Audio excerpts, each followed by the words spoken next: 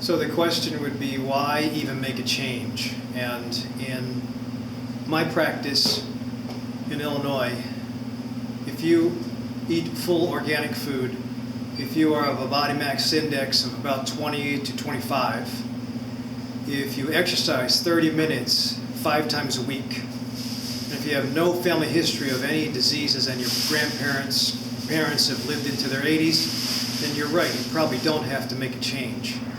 But it's rare that I'll come in across anybody like that. And even if I do come across an athlete who exercises and has a low body weight, sometimes the athletes also need to get in for grounding. So unless you manifest all those things, you really should come in and decide on what has to be changed. If you have, or something has resonated within you that I have to lose weight, or my knees hurt, I want to make a change, or my blood pressure is really giving me headaches, then just that question that's been brought up within your own body usually means that there has to be a change later on down the line. I would not wait for those signs or those symptoms to get any worse. So having said that, I do have a couple of patients who come in and they say, I don't have any problems. And as you've seen in the last slide, that picture of the obese lady, I did not put that picture up to point the finger at obese people. But I was at an office the other day and somebody had been coughing, and I heard that she passed out, and she was about the same size as the lady in the picture. And then I asked her a couple things. Being the doctor that I am, I had to investigate and see if I could help. She wasn't my patient, I was just trying to help her.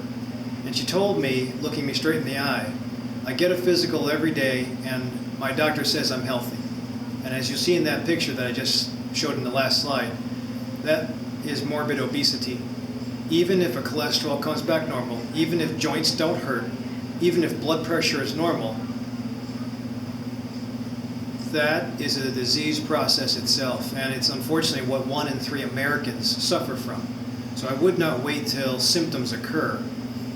In that case where you don't feel any problems and you're just manifesting a high BMI, and I'll put a link to how to measure your BMI, you really should consider or contemplate plan on how to make a change. And it doesn't have to be join Jenny Craig or get into Weight Watchers and lose weight in 3 months. Now, this has to be a lifetime. It has to be sustainable.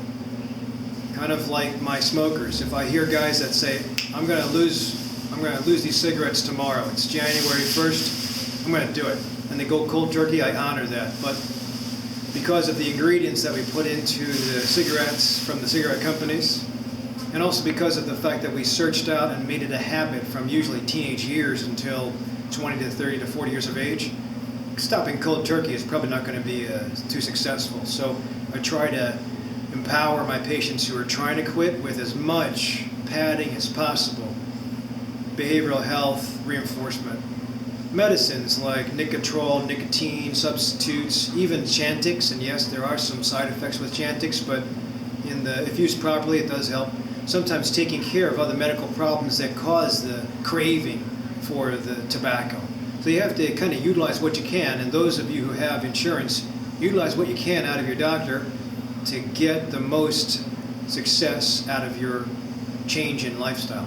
Whether it's tobacco, whether it's weight loss, whether it's, I just want to make a change altogether. Try not to go it alone. For those of you without insurance, there's options, and I'll have it in a few more slides from here, but take advantage of what you have around you, listen to your body, and don't just wait for the symptoms of obesity to come on and kick in. The stroke to come on and kick in after high blood pressure hasn't been addressed. Or the lung cancer, like in Yul Brynner's case, to come on and kick in. The flip side of that, what you just saw on the slide, shows my mom, that's Nora, and then a friend of mine in college, Tony. Unfortunately, sometimes you have disease that's obvious where you have to make a change. Sometimes you don't have anything obvious. And then these two folks who I loved, they both unfortunately passed away from disease quickly.